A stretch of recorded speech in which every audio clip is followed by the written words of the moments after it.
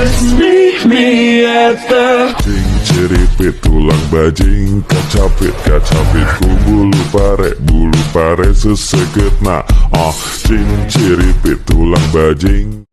Panginoon, salamat sa lakas na ibinibigay ninyo sa akin. Salamat sa pagpapala. Salamat sa lagi kang nakahanda na ako'y tulungan palagi. Alam kong lagi kang nakasuporta sa akin. Kahit ang nasa harapan ko ngayon, ang mga nangyayari ngayon, ang mga problemang nasa buhay ko ngayon ay hindi ko maintindihan. Kahit na ang tingin ko sa sitwasyon ko ngayon ay napakagulo.